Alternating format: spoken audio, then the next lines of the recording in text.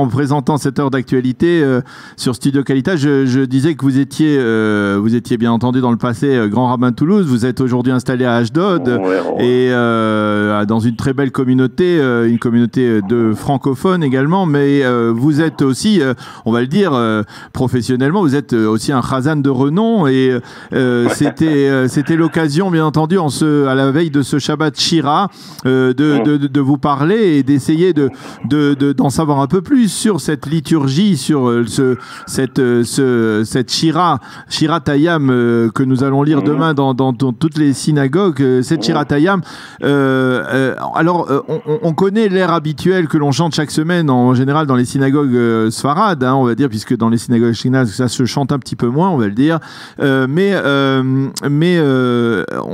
on chante la Shirat Hayam, le Shabbat Shira, on la chante d'une manière différente. Il y a d'autres airs qui sont entonnés dans les synagogues en général.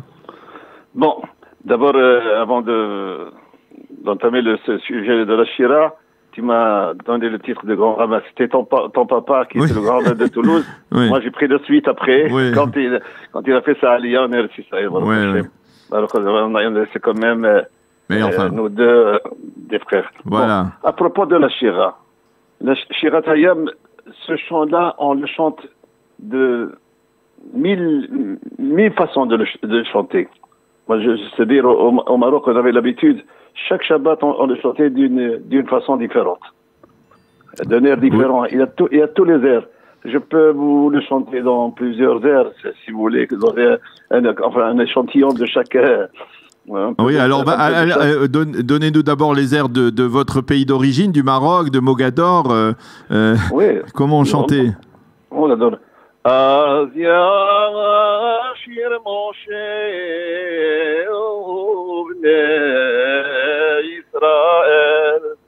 השירה הזאת לאדוני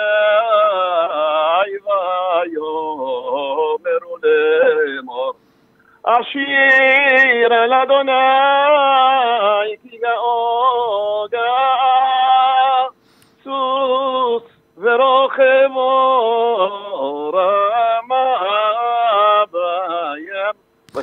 Alors ça c'est un air que ensemble qui était repris par tout le Kahal. C'est ça, parce qu'il y a des airs aussi où on va dire c'est le Chazan qui chante tout seul. Des airs où vient quand il y a des médomanes qui sont des chants païtanim que chacun chante son verset d'un air différent. Mais celui que je viens de faire maintenant, c'était un air qui était général pour toute la communauté le chanter. Alors effectivement, alors il y en a d'autres où c'est-à-dire les Constantinois aussi que vous connaissez bien. Oui, la Shira de Constantinois, il la faisait presque avec Ta'amim. Avec les Ta'amim. Il n'y avait pas d'air. Comme leur paracha avec leur Ta'amim.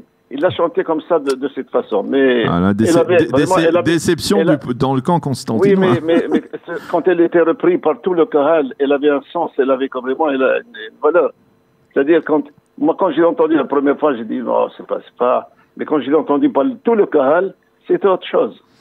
Alors, il y a vous, quel est l'air que vous préférez, votre air de jeunesse, de vos origines, ou il y a d'autres airs qui vous ont particulièrement impressionné?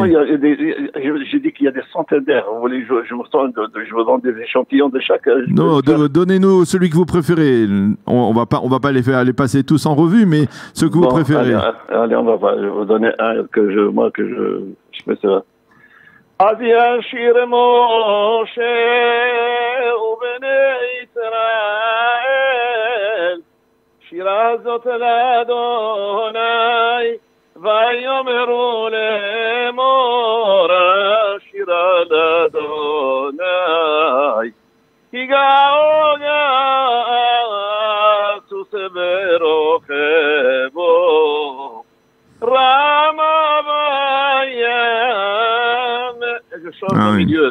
Natita yeminecha timela imo ares nahita behasedecha am zugalta nehalta be'ozecha אל נבי חושכה, שמעו עמי מרגע זון, הנה חביוש בפלשת. Et je termine par تِپَّلْ عَلَيْهِمْ مَتَى بَفَحَدْ بِغْدَلْ زَرُعَخَ يِدَّمُكَ أَبَنْ عَدْيَا عَبُرْ عَمِّخَ أَدُونَي عَدْيَا عَبُرْ عَمْزُقَنِتَا تَبِي إِمُو بَتِتَعِمُو بِهَارْ نَحَلَتِخَ مَخُلْ C'est très joli. Voilà, oui, c'est très joli. Il y en a d'autres. Oui, je suis sûr, c'est très joli et vous le faites, vous les chantez très bien. Oui. Vous avez conservé votre. À Ashdod, il y a des mélomanes extraordinaires dans le Païtalim. On les chante d'une façon différente. Il y avait une atmosphère, on va revenir à vos origines au Maroc. Il y avait une atmosphère particulière pendant le Shabbat Shira. On chantait plus l'office. Le Shabbat Shira, il était d'abord, c'était un jour de fête pour toute la communauté. Oui. Et les gens se disputaient pour acheter la Shira pour monter à la comme Aseret HaDiberot. Oui. Il y a des gens. Ah oui, bien sûr. L'année dernière, j'étais invité ici à Toulouse, à Ashdod. Oui. À Ashdod, un monsieur qui le fait chaque année. Il m'a dit, faites-moi plaisir, venez demain. Bon, j'étais faire la prière tout simplement. Et il a donné une fête après un kiddush, un mariage. Je dis, tout ça, il m'a dit, ça c'est l'honneur de la Shira. Ah oui, alors c'est tout à fait sympathique et c'est vrai que ça fait rentrer, c'est-à-dire le Ham Israël aime bien chanter, on aime bien chanter le Shabbat en particulier dans l'office.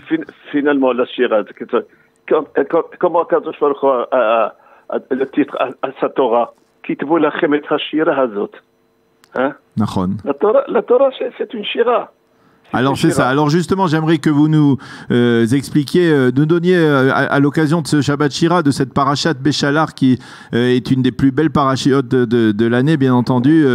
Alors un enseignement. Quel est le message? Quelle est l'histoire? Le midrash qui vous a le midrash que j'ai plaisir à raconter dans ce Shabbat de Shira, c'est qu'on a vu depuis la création du monde. On n'a pas entendu de shir. Il y a un midrash qui dit que Adam Arishon, il a composé le Mizmor Shir Shabbat. C'est un midrash. Mais le chant n'existe pas dans le texte. Abraham Abinu, on a dit que le Nimrod l'a jeté dans la fournaise, il est sorti indemne. Il n'a pas chanté. Yitzhak Abinu, il est monté à la Akida, il est ressorti Shalem, il n'a pas chanté. Yaakov Avinu, avec tous les péripéties qu'il a passé avec Lavan, avec Esav, avec Dina, avec Yosef, il retrouve son fils, roi en Égypte. Il n'a pas chanté. Où il est le chant? Où il est le chant finalement? Alors j'ai vu un médrash qui dit que le chant à Kadosh Baruch Hu l'a réservé. Dans la création du monde, le chant n'était pas encore prêt à sortir. Il était matspoun, il était caché dans les cœurs. Mais Kadosh Baruch Hu a réservé le chant pour Kriyat Yamsuf, pour la traversée de la mer Rouge. Et une fois que... Et pourquoi il a réservé? Parce que la émouna, la foi n'était pas solide. Elle était fragile. Elle était fragile tout au long de l'histoire. On a vu Avot HaOlam, mais le peuple, elle était fragile. Mais lorsqu'on est arrivé au moment où Kadosh Baruch Hu va dire Amin ou Bashem Moshe Abdo, le chant est sorti tout de suite. Azia Shir Moshe en Israël. Alors effectivement. Et là on voit Moshe Rabbeinu, il a utilisé. C'est-à-dire que lorsque on est Ma'amin, lorsque l'on croit en Dieu, eh bien la première expression c'est de chanter. C'est de chanter, bien sûr. David HaMelech, il dit il se levait chaque soir pour aider. Il y a une extraordinaire, on dit que David HaMelech, son luth ou son violon était suspendu sur sa tête. Un vent du nord soufflait, il le réveillait. Alors Bishalom Essa, mon maître, alors Shalom, il disait, qu'est-ce que c'est ça? Qu'est-ce que c'est je ne comprends pas. Alors finalement, il a donné l'explication, il a dit, ce violon qui était sur sa tête, tellement il pensait au chant, comme si le violon était placé sur sa tête. Et que ça veut dire le vent de Roi Safon? Safon, c'est caché. C'est-à-dire, ce qui était caché dans son cœur, ce vent soufflait dans ce cœur, il se réveillait pour chanter à Kadosh Baruch Hu. C'est ça. Et là, nous voyons Moshe Rabbeinu lui-même, quand il a chanté, il a dit Az Yashir Moshe. Normalement, il devait dire Ashar Moshe, au présent. Là, il l'utilise au futur. Et donc, quelque part, effectivement... Et ensuite, nous, on ne savait pas chanter. Moi, c'est Moshe qui a chanté, Az Yashir Moshe. Alors, c'est parlé, un autre a repris après lui, ce qu'il nous a appris.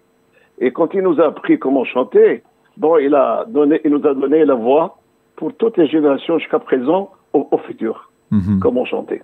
Ouais, maintenant, je viens de penser à quelque chose que je n'ai jamais pensé, c'est que Moshe Rabbeinu, on disait qu'il bégayait, qu'il avait des difficultés à parler, mais en général, les gens qui bégayent, ils savent très bien chanter aussi. Et quand ils chantent, ils ont la voix pure, et c'est peut-être aussi... Oui, bien sûr. Et j'ai bien de la charge, j'ai dit, tous nos ancêtres qui n'ont pas chanté, alors qu'ils sont passés par des miracles, ils devaient remercier Dieu et chanter. Il dit, ils étaient présents quand je les a fait venir pendant la traversée de la mer Rouge pour participer au chant. Ah oui, et oui. Ouais. Eh bien, et donc quelque part, en fait, les grandes expressions de Emouna ont suscité après, beaucoup de chants. Il y a aussi des piotim sur Shirat Hayam qui sont extraordinaires. Celui qu'on chante ce Shabbat qui est Malfir. Je vous donne un petit goût. El Ainion Shochen Me'onim Ashir Shira Hadasha Ga'ale Zira'itanim عادته قدشا عبد بامرد شنيم هامسريم عبد قشا شمع السعاقتم وغامت ناقتم وقبل استفلتم وهتصيئتم מסבלותם ידיד ביד רמה. Eh bien, vous m'avez donné envie de venir vous entendre à Ashdod. Ça nous rappelle notre jeunesse. Et votre voix est intacte et aussi pure qu'elle était il y a... avec ta femme, ça ferait un immense plaisir. Voilà, merci beaucoup, monsieur Castiel, Armand Castiel, grand rabbin. Merci d'avoir été avec nous ce matin. Shabbat Shalom et un bon Shabbat Shira aujourd'hui et demain. Que le chant réside dans les cœurs des enfants d'Israël par le Shalom. Amen. Merci beaucoup d'avoir été avec nous ce Shabbat. Shabbat Shalom.